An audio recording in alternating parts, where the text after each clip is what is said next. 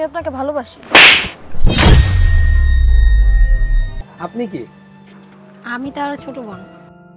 সত্যি তুমি আমাকে ছেড়ে যাবে না তো কখনো? যাব না।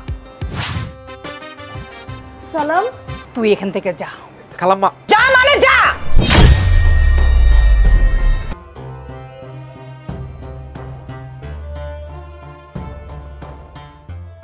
ভাইয়া, কি রে কিছু কবি? ভাইয়া আমি আর চাই না তুমি এই বাড়িতে দারোয়ানের চাকরি করো।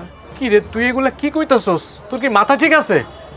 তুই জানোস না তোরে পড়ালেখা করাইতে যে আমি কত টাকা ঋণের তলে পড়ে রইছি?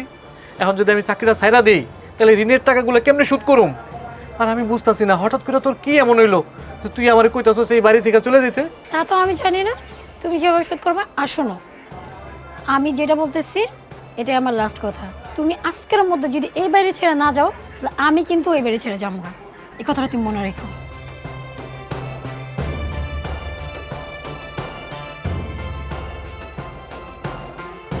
আমার বোন আমার সাথে এত খারাপ আচরণ করতে পারলো? যেই বোনের লেগে আমার সব সুখ বিসর্জন দিলাম, যেই বোনের লেগে দিনরাত পরিশ্রম করে শিক্ষিত করলাম, মানুষের মতো মানুষ করলাম, আর সেই বোন আজকে আমার এত কষ্ট দিতে পারলো? নিজের রক্তের বোন এতটাই স্বার্থপর হইতে পারে? ঠিক আছে, আমার বোন সুখে থাক। বোনের সুখের লেগে আমি এই বাড়ি কেন, আমি এই পৃথিবীটাও ছেড়ে দিতে পারি।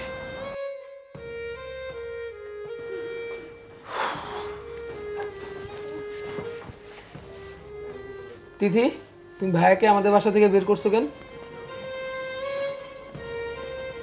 তোমার কিছু জিজ্ঞেস করতেছি আমি, ভাইয়াকে আমাদের বাসা থেকে বের করছো কেন? এটা যদি আমি তোমাকে বলি তাহলে তুমি বিশ্বাস করবে না। কি এমন কথা যে আমি বিশ্বাস করবো না? না থাক, তোমার শুনতে হবে না। তুমি বলো, আমি শুনবো, বলো তুমি। আসলে ছোট বোনের বাসায় ভাইয়া দারোয়ানের কাজ করবে, এটা কেমন দেখে না, আমার নিজের কাছে খারাপ লাগে, তাই আমি না করে দিচ্ছি। আমার তো মনে হয় না এরকম কিছু। সত্যিটা বলো তো, কি হয়েছে? সত্যিটা শুনলে তো তুমি বিশ্বাস করবে না। আচ্ছা বলো না, আমি শুনবো। আচ্ছা ঠিক আছে, তাহলে শোনো। তুইও তুইও সালামের পক্ষে কথা বলছিস? সালামের প্রতি এত টান? আচ্ছা বলতো ঘটনাটা কি? না মানে এমনিই বললাম, যা সত্য তাই বললাম। আমি না আরো আগেও দেখছি সালামকে কিছু বললেই তোর মুখ কালো হয়ে যায়, তোর রাগ ওঠে। আচ্ছা কি ঘটনাটা একটু খুলে বলতো। উনি একজন সৎ মানুষ, সবসময় সবার উপকার করে, ওনাকে আমার ভালো লাগে। কিসব আজেবাজে বলছিস তুই? যা সত্যি তাই বললাম। না, সালামকে আর এই বাড়িতে রাখা যাবে না। ও আমার ছেলেটাকেও বশ করে ফেলেছে, এখন আমার মেয়েটাকেও বশ করে ফেলতে যাচ্ছে। যেভাবে হোক ওকে এই বাড়ি থেকে তাড়াতেই হবে। এবার শুনলে তো শো, এবার বুঝলে আমি তোমাকে কেন বলতে চাইনি। মা এরকম করবে এটা তো আমার বিশ্বাস হচ্ছে না। আমি জানতাম তুমি এটাই বলবো, কারণ মা তো তোমার। আচ্ছা শোনো, আমি মার সাথে কথা বলবো, আর কালকে সকালে ভাইয়ের বাসায় যেয়ে ভাইয়াকে যেভাবে হোক বুঝিয়ে নিয়ে আসবো। সত্যি? হ্যাঁ। আচ্ছা ঠিক আছে, তুমি ফ্রেশ হয়ে আসো, আমি টেবিলে খাবার দিচ্ছি।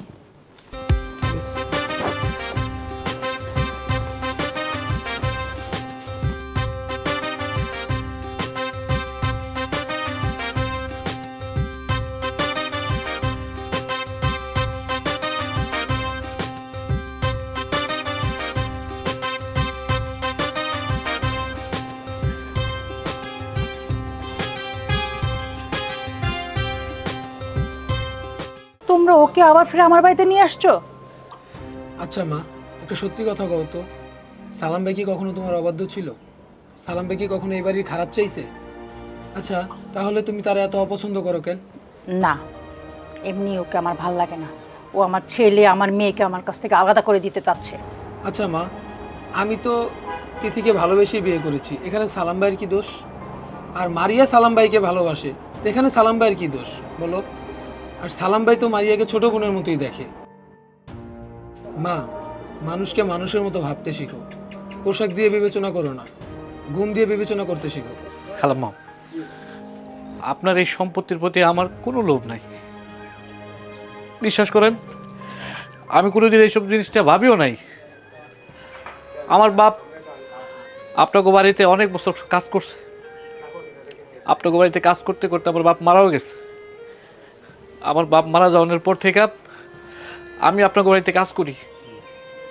জানেন না খালাম্মা, আমি এই বাড়িটারে আমি আমার নিজের বাড়ির মতো করে আগলায় রাখি। কোনো সময় এই বাড়ির কোনো ক্ষতি হোক এটা আমি চাই না। আমি অনেক খুশি হয়েছিলাম যে আমার বোনটারে আপনাকে বাড়িতে বিয়ে দিতে পারছি। কোন খালাম্মা, এরকম এরকম সুখ কয়জনের কপালে আছে? কিন্তু শেষ পর্যন্ত যখন আপনারা আমার ভুল বুঝে বাড়ি থেকে বাইর করে দিলেন না, আমি যে কতটা কষ্ট পাইছি সেটা আপনাকে আমি বুঝাইতে পারুম না। তারপর খালাম্মা, আমি আমার বোনের সুখের লেগা এই বাড়ি ছেড়ে চলে গেছি। ঠিক আছে, আপনারা যেহেতু আপনাকে ভুলটা বুঝতে পারছেন, আমার আর কিছু বলার নাই।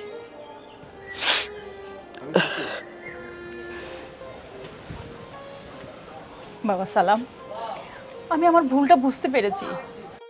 তোমার উপর অনেক অন্যায় করছি, আমার তুমি ক্ষমা করে দিও বাবা। আর আজকে থেকে সালাম এই বাড়িতেই থাকবে। না, তা হবে না। কেন, তোমার আবার কি হলো? ছোট বোনের বাড়িতে বড় ভাই দারোয়ান, এটা ঠিক দেখায় না। আমার অনেক কষ্ট হয়। মা, আর আমার মনে আছে, আমি দেখতেছি, আমি সব ঠিক করে দিব। কি তোমরা সবাই খুশি তো?